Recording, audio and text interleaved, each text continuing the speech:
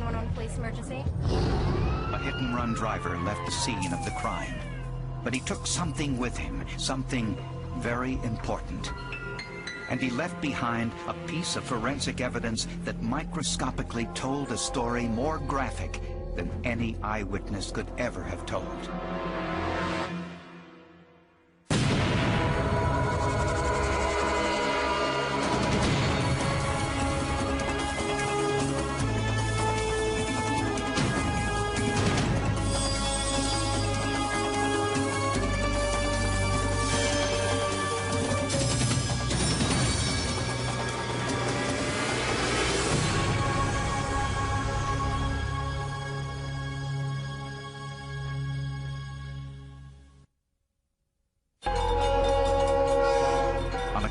February night in 1995, Todd Christensen, a Kalamazoo, Michigan policeman, was on duty in his patrol car.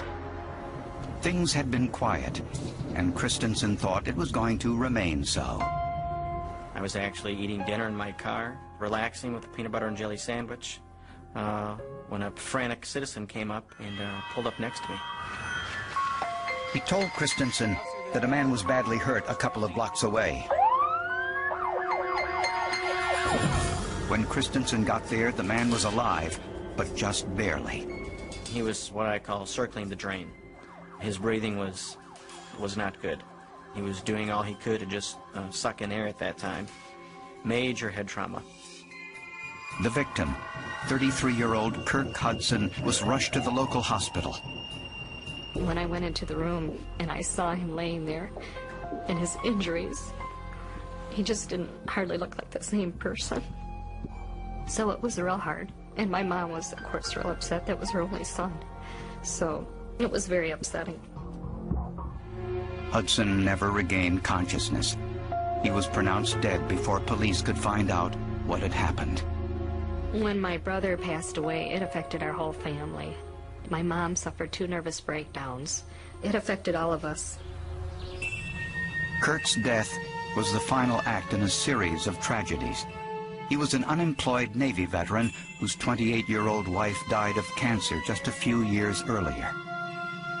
At the time of his death, he had been caring for his mother. She was sick and elderly. At the accident scene, police found a damaged bicycle near Kirk's body. What we saw is definitely evidence of a crime. The vehicle parts, the mangled up bicycle, the person lying in a pool of blood would lead any reasonable officer to believe that this guy got hit by a vehicle, and then that vehicle then left. Kirk's family told police he often rode his bicycle at night. I think maybe that was how maybe he did relieve his stress. It didn't faze him really what time it was. He was a night person. So that was his thing, you know, he'd ride his bike at night or wherever he wanted to do.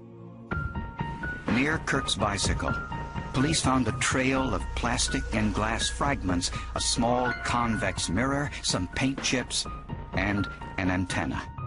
The first thing that ran through my mind was the driver of this vehicle was obviously drunk. Someone left the bar, ran this guy over, either knew it or didn't know it, regardless, and left because they were drunk and didn't want to get caught by the police. This trail of vehicle parts led north along the street, indicating the direction of the driver. From Kirk's head injuries, police determined that he was riding the bike with the traffic on the right side of the road when he was hit from behind. This meant that the hit-and-run vehicle would have had right front-end damage. There was no evidence the driver used his brakes before or after he struck Kirk. And Kirk's family couldn't understand why someone would leave him to die in the street. This was just an accident. He didn't mean to do it, or she didn't mean to do it. We just wanted them, you know, to say to us,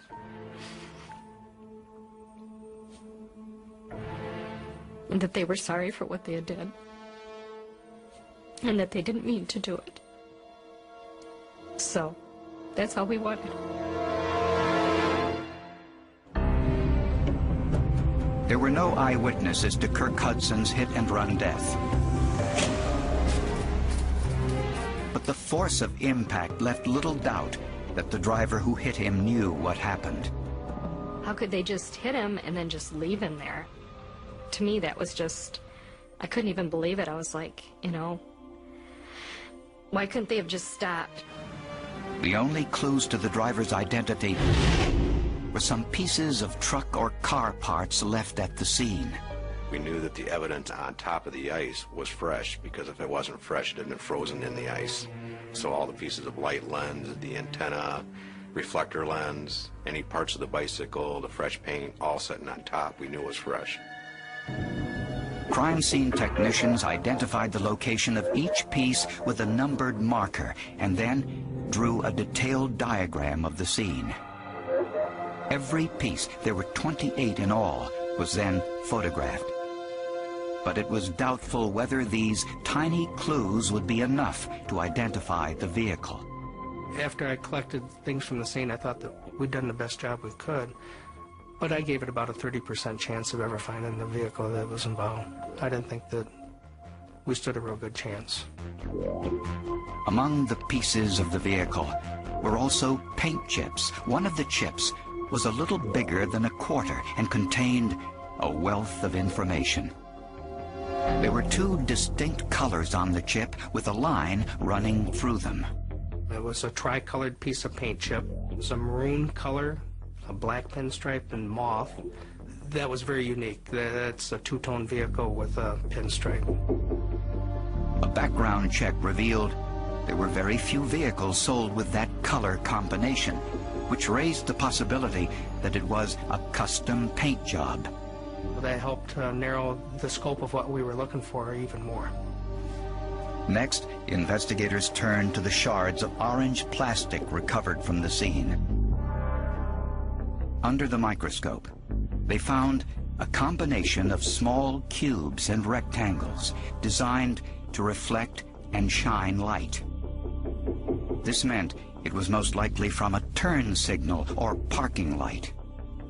Investigators then took each shard and attempted to piece together what they had. You literally may have one piece that's broke here and another piece that fits into it, or you get jagged pieces and they all come together microscopically, and that's what you look for. On one shard, investigators found a pentagon with a star inside. It looked like a Chrysler Dodge logo. On this shard, there appeared to be a serial number. The one part had some markings on it, some numbers on it, and I was in hopes that it would be part numbers that we could identify what type of vehicle this lens had came from. So investigators gathered all the pieces from the crime scene and went to a local Chrysler Dodge dealership. And there, parts manager David Johnson found himself doing something well outside his job description. I'd read about it in the paper about the person getting hit in downtown Kalamazoo, and they thought it might be a van of some kind that had done it. And when the officer came in and questioned us, it's like, wow, I wonder if it was a Dodge. Johnson confirmed these pieces were from the plastic casing of a turn signal. He then took the serial number and went through old parts manuals and discovered another piece of the puzzle. There was no doubt in my mind what this came off of. It had to be off of a Dodge van. Once we saw the paint chip and the antenna on it, I knew it had to be a conversion van because those were not standard items. A conversion van is customized to the owner's specifications. Johnson said the parts from the turn signal indicated the vehicle was a Dodge Ram, a van made between 1986 and 1993. But a closer look at the small mirror found at the scene narrowed this down even further. This was a customized part and was only available from 1986 to 1987. Police now knew the make and model of the vehicle that killed Kirk Hudson within a 2-year range. We were in a real big hurry to try to find the vehicle. Time is pretty critical. You know, you don't want that vehicle sitting out there for a long period of time. Incredibly, in Kalamazoo alone, there were hundreds of vehicles fitting that description. Nationwide, tens of thousands. And the driver and his van could be anywhere.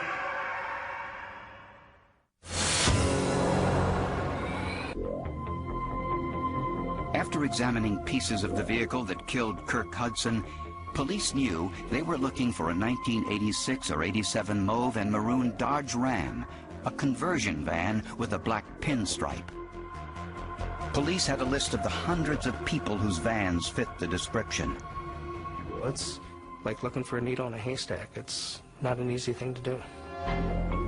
Kirk Hudson's family was informed, but warned not to get their hopes up. My brother did have a family, and they did care. You know, he was a person, and it was important for us to follow through on this and make sure that justice was served. A description of the van was released to the media. Some calls came in, but they were all dead ends. Then, about a month after Kirk Hudson's death, a customer in a local bar started to ask some questions. I was at my normal seat, and the bartender said something about an accident where a guy on a bicycle had been killed. And I said, really, when? The woman who asked that she remain anonymous wanted to know more about the accident. When she heard the accident took place just a few blocks from the bar and read the description of the hit-and-run vehicle, she suspected she knew the identity of the driver. He had the only Dodge van in that neighborhood, that color. I don't even remember what year his Dodge van was, how old it was or who it was or whatever. I just know that that van, it had to be his van. She called police to voice her suspicion that the driver of the van was Jim Northey. And she said she was with Northey on the night of the accident. The two had been drinking together. I couldn't even possibly come close to saying how many he had. I wasn't keeping track. She said Northey left the bar alone in his van shortly before the accident occurred. Northey was 46 years old and had 7 previous convictions for drunk driving. Vehicle records confirmed he owned a 1987 Dodge Ram conversion van, the same color as the one in the accident. But when police discovered where Northey worked, they started to doubt whether they'd ever solve the case. I worked at this local recycling place where they shred vehicles. We were afraid that the vehicle got shredded and it's in 1,000 pieces out there in the junkyard someplace. Police rushed to Northey's home and found the windows of his garage taped closed with towels and plastic bags. Nobody could see inside, which is unusual for a garage, which just got up my interest even more. When questioned, Jim Northey denied he was involved in a hit-and-run accident. But he acknowledged that his wife had driven the van and gotten into a minor traffic accident a few weeks earlier. I could see that the van had been involved in an accident. The front light, right light assembly had been replaced. It was just hanging there from the wire. But police weren't sure how they could tell whether the damage was caused by the hit-and-run accident or the other traffic accident Northey referred to. Then, almost by chance, police discovered an important clue. When I got to a workbench, it was covered with several things, tools, work stuff, that type of thing, and I proceeded to take everything off from this workbench just piece by piece, and as I got to the bottom, I found one piece of orange lens, light lens, just like the ones we'd found out at the scene. But it wasn't enough just to find a similar piece of plastic. The most important thing was, did it match?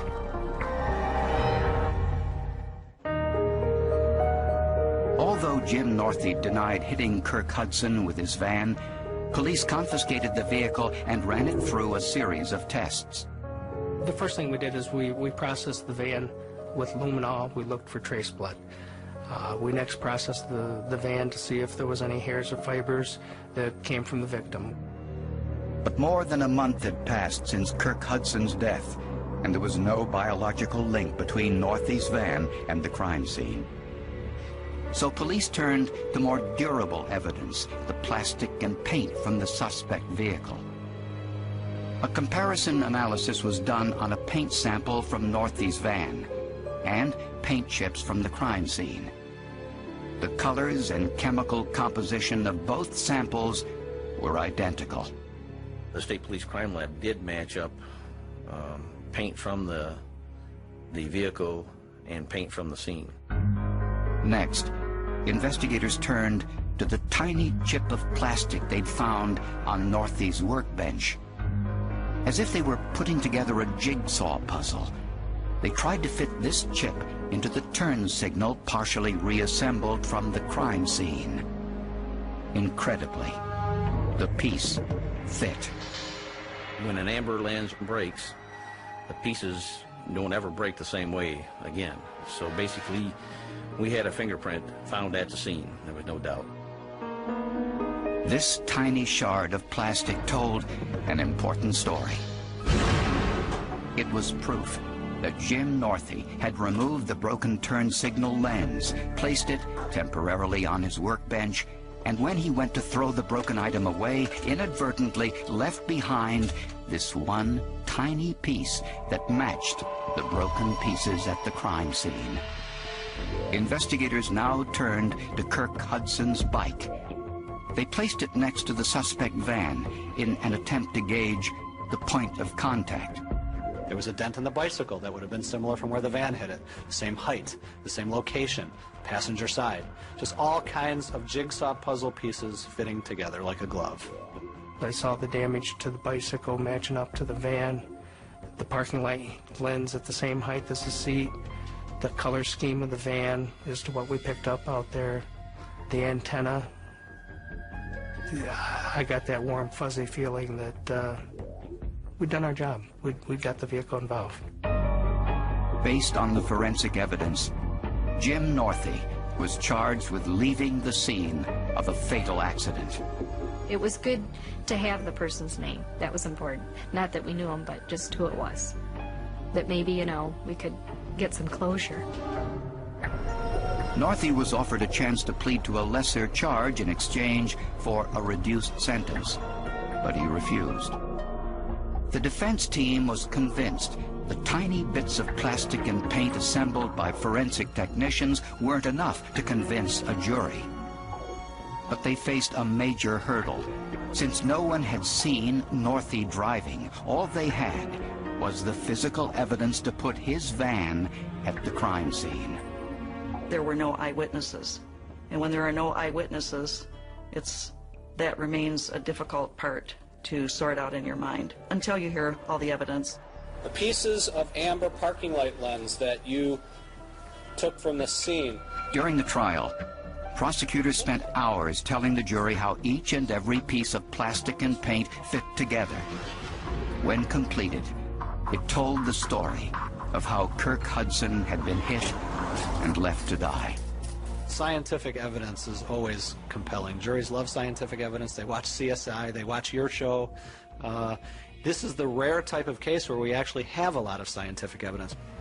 It had to be more than coincidence that a piece of plastic or a paint chip or a piece of glass doesn't just happen to be there.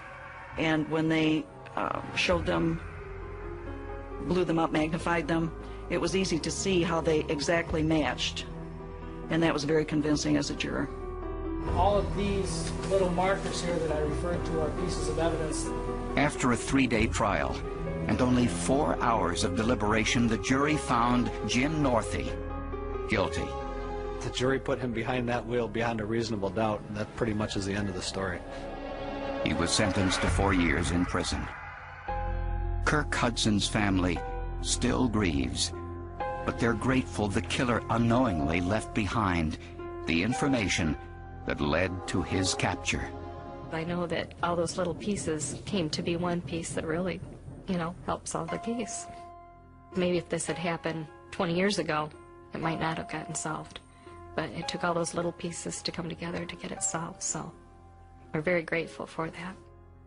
Evidence is great for any criminal proceeding. It's, you know, I can sit here and say you ran a stop sign and you say, no, I didn't. But if I say I got your fingerprint or I got your parking light, you can't argue it. It's evidence.